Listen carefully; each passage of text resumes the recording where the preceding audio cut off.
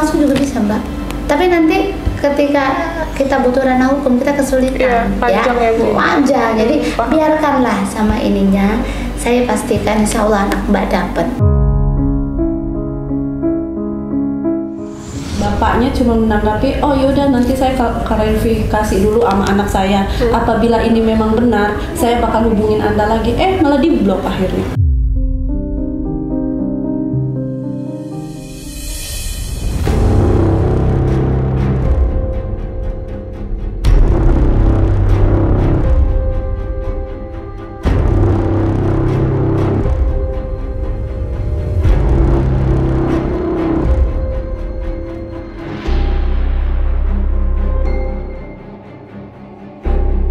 Langkah ke depan dari pelaporan Bu Ropiko itu langkahnya seperti apa dari PPA? Oh, baik, terima kasih. Karena ini Bu Ropiko ini kan kalau kita lihat ya Mas ya, kita mengasesmen ini berarti diindikasikan ada TPPO ya, tindak pidana perdagangan orang. Nah, salah satu tugas kami adalah memang melayani yang seperti ini ya, yang menimpa Ibu Ropiko ini adalah termasuk TPPO di dalamnya ya. Karena apa? Ada unsur pemindahan anak ya. Anak yang tidak diketahui ibu kandungnya terhadap siapa, ya kan? Ya, nah ini jadi ini bagaimana? Sebenarnya andai Ibu Ropiko ini kan memang beralamat Cilegon ya. Tetapi yang menampung itu kan alamatnya di Menes tadi ya. Itu Pandeglang ya maksudnya ya. Terus pelakunya sendiri bapaknya ini kan Tangerang gitu ya, lebih kurang kan begitu. Sedangkan lokus ada di Anyer, berarti ini meliputin kota, kabupaten, kota Tangerang. Jadi karena ini lintas kota dan kabupaten, otomatis kita akan merujuk kasus ini kemana? Provinsi, seperti itu birokrasinya. Jadi kami rujuk ini berarti bukan kami tidak, kami akan serahkan kepada provinsi dan ini nanti menjadi kewenangan provinsi sebagai pelayannya. Tetapi untuk Bu Ropikonya sendiri kalau ada apa-apa lebih mungkin bisa lebih apa ya, aksesnya lebih ingin ke kami juga nggak jadi masalah. Tetapi persoalan ini akan kami limpahkan ke provinsi untuk Bu Ropiko ya. Karena tadi itu, karena antar lintas kota.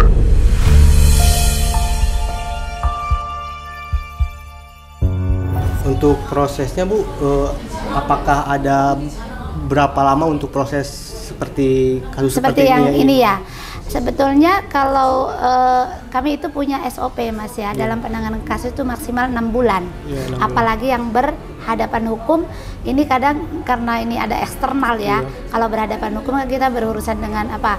Polres, kepolisian, dengan kejaksaan, dengan pengadilan negeri kan seperti itu.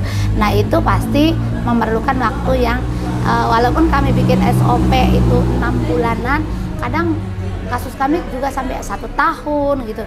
Tapi kasus yang dimaksud ini misalnya hukumnya mungkin yang lama, tetapi kalau di kaminya itu sesegera mungkin misalnya. Karena kami di sini ada namanya pendampingan psikologis. Nah, itu kan kami selalu ada psikolognya. Jadi itu langsung bisa ditanganin. Terus kalau yang seperti ini, seperti Bu Ropiko, berarti kan ada unsur, berarti ada unsur pidana dong. Nah, otomatis tadi kita akan ke eksternalnya ya Mas ya, pasti melibatkan tadi Polres kalau nanti kita ke pidananya.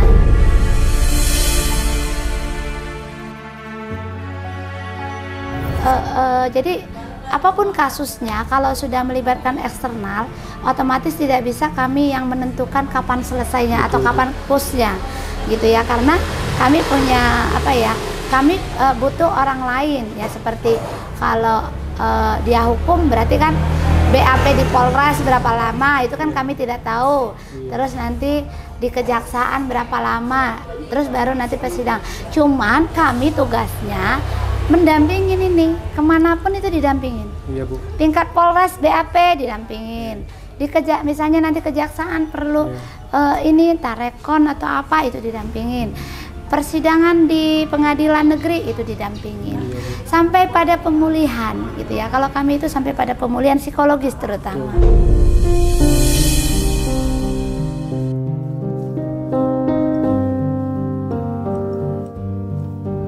kasus seperti ini Bu, penanganan pertama apakah kita mengambil dulu anak atau misalkan kita ngeproses hukum atau seperti apa Bu?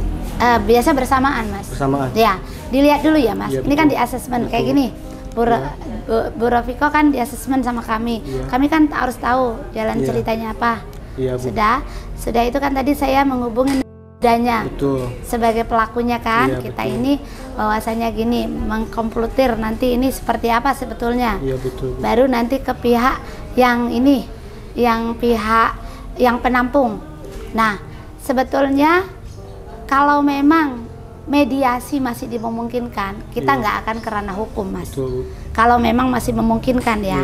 Tetapi kalau tadi kan menurut cerita Pak sini bukan sekali, berarti kan berkali-kali. Nah ini yang harus dipikirkan unsur dari pidananya kan. Karena kan TPPO ini ya tadi itu Mas, hukumannya bisa sampai 15 tahun.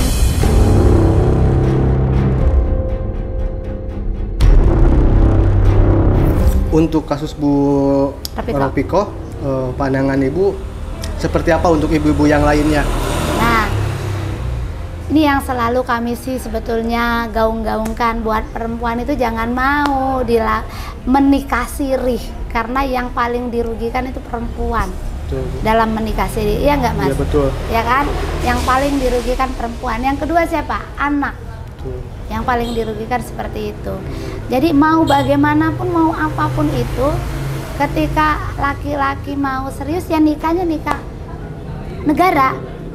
Karena nikah negara lah yang baru bisa hak perempuan itu dibela kan Mas. Betul. Nah seperti itu. Ketika nikah siri tidak bisa dijadikan dokumen resmi. Betul. Kan seperti itu ya. Betul. Oh tapi gimana Bu kalau udah terjadi seperti ini gitu ya, kan? Betul. Yang sudah terjadi seperti ini ya harus diperjuangkan.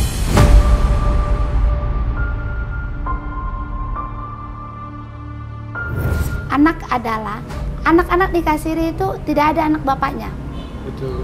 Saya pastikan itu anak ibunya. Iya. Karena bapak tidak punya rahim. Betul. Tidak mungkin bapak bisa melahirkan. Pasti dia anak ibunya. Dalam akte juga kan gitu, catatan di catatan sipil tertulis nama ibunya saja, tidak ada nama bapaknya. Ya. Jadi kalau Mbak Rafika kan sudah terjadi, ya paling untuk yang ke depan dia jangan mudah ya lagi melakukan pernikahan siri karena memang dampaknya seperti ini. Untuk yang ini ya kita perjuangkan bareng-bareng gitu ya. Kita perjuangkan bareng-bareng karena ini adalah haknya Bu Rofiko untuk mendapatkan anaknya, karena memang dia pun pengen bersama anaknya.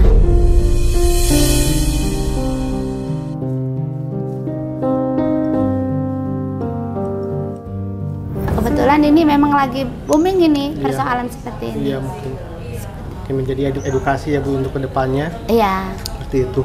Oke. Dan jangan ini ya Mas, untuk mungkin ya agak tidak familiar dengan UPT PPA ya. Betul. UPT PPA ini adalah unit pelayanan teknis Dinas Perlindungan Perempuan dan Anak. Jadi disinilah korban-korban kekerasan perempuan dan anak itu bisa melapor. Nggak, misalnya kan kalau ke kepolisian rasanya takut atau apa, kesini dulu. Disinilah gerbang awalnya sebetulnya. Karena kami akan mendampingin kemanapun ini arahnya, ya. Jadi kesini aja awalnya. Dan saya pastikan nggak ada pembayaran, karena di luar sana ada yang ketakutan nanti bayar, nggak ada bayar. Betul, Bu. Yang penting berani speak up, berani melapor. Bawa identitas itu sebagai birokrasinya kami butuh identitas seperti itu.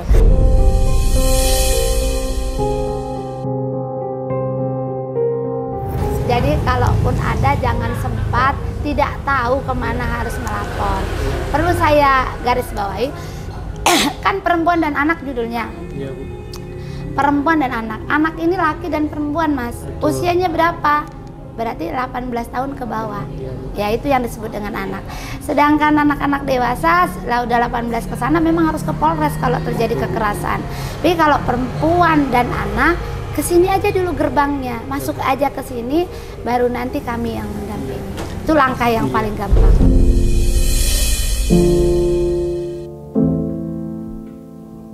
Dan yang saya tahu juga dari Polres juga mengarahkan ke sini karena membutuhkan surat psikologis gitu ya Bu ya. Iya. Ya, mungkin di sini udah lengkap atau seperti itu Bu? Iya. Kebetulan alhamdulillah Kota Cilegon ini sudah melengkapi SDM ya, sumber daya manusia untuk pelayanannya, yaitu apa? 2 psikolog klinis. Psikolog klinis ya Mas ya. Karena psikolog klinis lah yang bisa digunakan untuk bertanggung gugat. Ya. Yang kita punya 2 psikolog klinis, yaitu hari Senin, Selasa, Kamis, Jumat itu kita ada pelayanannya, dan kita punya advokat, pendamping hukum. Ya, jadi masyarakat itu tidak perlu pusing, sudah dikasih arahan tentang hukum seperti itu kan. Terus pasal-pasal apa yang nanti dihadapin kalau seperti ini, itu udah ada konselingnya. Terus kita punya rohaniawan. Iya Bu. Rohaniawan bila perlu, kan ada juga Mas. Ini masalahnya sebetulnya gampang, ini dibacakan aja mungkin Al-Fatihah sama rohaniawan hilang. Ada yang begitu kan Mas. Kita punya itu. Kita punya mediator. Saya sendiri termasuk mediator bersama Kasubag TU-nya. Itu mediator untuk apa Bu? Memediasi. Orang yang bersertifikat untuk memediasi. Jadi mediasi itu nggak sembarangan juga Mas. Ya harus ada sertifikasinya. Kami punya itu. Jadi sudah lengkap. Kami punya relawan untuk mendampingi. 24 jam kami buka bila ada kejadian gitu. Jadi kami punya mobil perlindungan yang bisa menjemput, menjangkau jika memang klien itu tidak punya transportasi, tidak punya daya untuk naik maksim, untuk naik ini. Kami punya itu. Jadi sudah lengkap. Makanya saya bilang masuklah gerbangnya ke sini aja dulu, baru kita cerita. Oh ini nanti kamilah yang memilah. Ini butuh kepolisian, ini butuh rumah sakit, ini butuh apa seperti itu.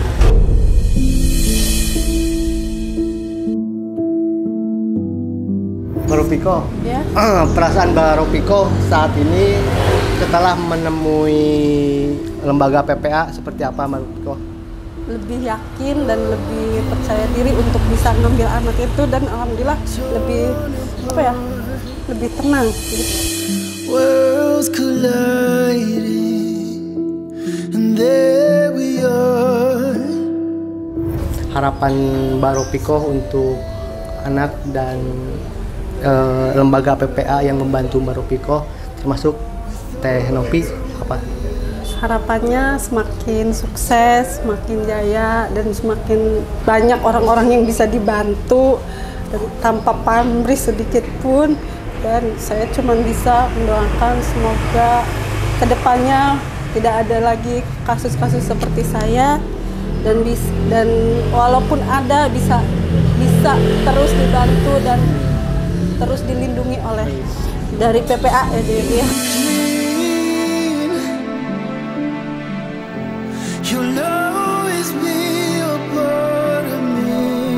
Dari Puspaga, Bu, harapan Bu dari lembaga Puspaga untuk kasus seperti Mbak Ropiko itu seperti apa sih Bu? Kalau Puspaga sih intinya kami itu pusat pembelajaran keluarga, inginnya semoga tidak ada Mbak Ropiko yang lain gitu kan, dan kita memberikan sosialisasi tentang pernikahan itu kalau bisa dihindarkan untuk pernikahan yang tidak tercatat secara negara. Ya, seperti itu sih harapan kami Puspaga.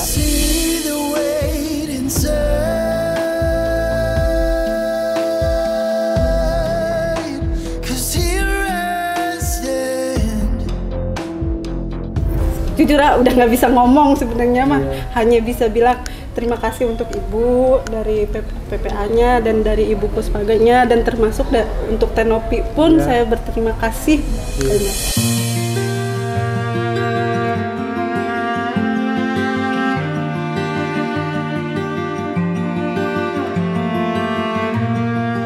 Ya, sekarang dari ibunya Bu Ropiko ya Bu. Bu, sejauh mana sih Bu Ibu mengetahui tentang masalah Bu Ropiko? Ibu ya semuanya mengetahui ya tentang anak Ibu, yang hubungan anak Ibu sama siapa suaminya. Sampai anak Ibu sekarang ada di pihak lain, perasaan Ibu seperti apa sih Bu? Cucu. Oh, cucu. Iya. Iya. Sangat miris lah gitu.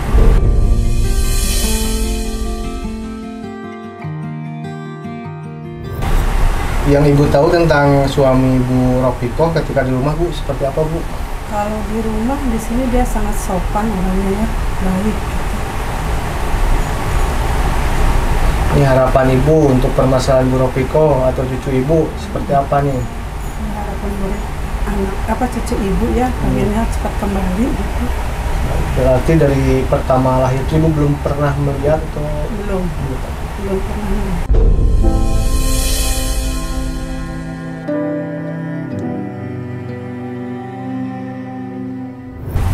Nah, dari tadi perjalanan Teteh hari ini kemana aja sih Teh sama? Hari ini perjalanan kita berusaha untuk hari ini itu ke Polres, dan dari Polres kita diarahkan untuk ke PPA. Dan alhamdulillah dari PPA kita disambut dengan baik dan diterima dengan baik, dan diterima juga pengaduan kita. Ya, tadi yang sempat dibahas apa sih? Yang sempat dibahas di PPA di dalam hanya kronologi dari awal dan apa hubungan saya dengan, dan gimana awalnya bisa anak di tangannya, dan ada pembahasan masalah soal uang pun apa saya mengetahui, tapi dengan nyatanya saya tidak tahu, dan itu semua yang tahu hanya dan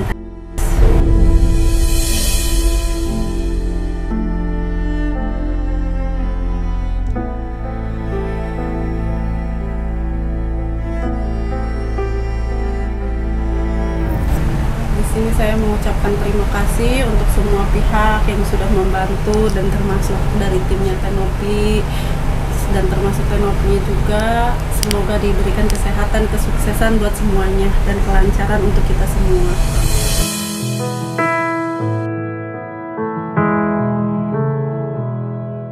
I don't remember everything from high school.